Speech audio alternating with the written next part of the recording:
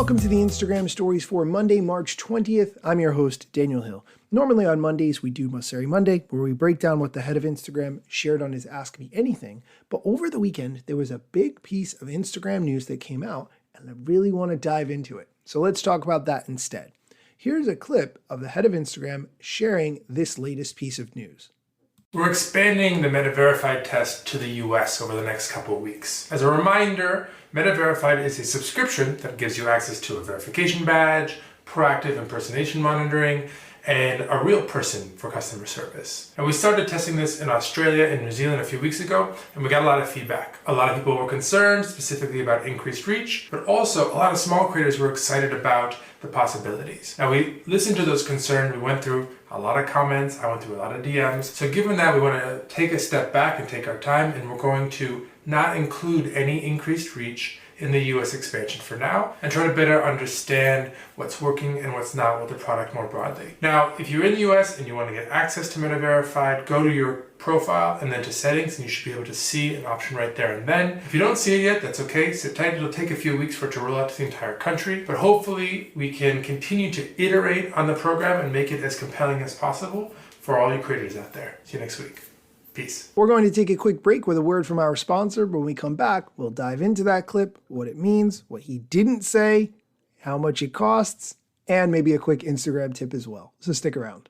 This podcast is brought to you by AT&T Fiber with All-Fi. Whether you're into watching horror movies from your basement, watching sports from your backyard, or watching trashy reality shows from inside your car that's parked all the way in the driveway so no one in your family touches you, AT&T Fiber with All-Fi is the best way to watch whatever you want from wherever you are. Get AT&T Fiber with All-Fi and add some Wi-Fi square footage to your house. Limited availability in select areas. Go to att.com/hypergig to check eligibility. Coverage requires extenders at additional charge. And we're back. Adam Mosseri mentioned a lot of things in that clip, but I think the key takeaway is the removal of increased reach as a subscription feature. As a reminder, when you paid for Meta Verified, if you were part of the test, you would get increased visibility and reach with prominence in some areas of the platform, like search, comments, and recommendations. What does that mean?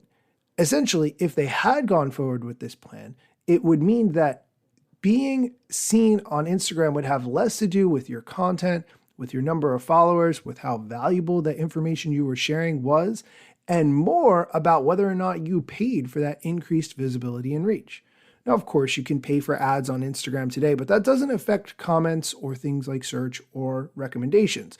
Obviously, Instagram picks what it recommends based on algorithm and other factors that are unavailable to us as users, but the ability to pay for it was really a slippery slope.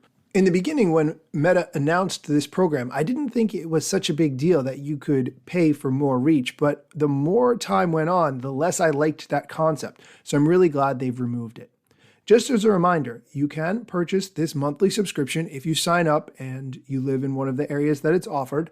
It is $11.99 if you sign up on the web and $14.99 if you sign up on iOS or Android.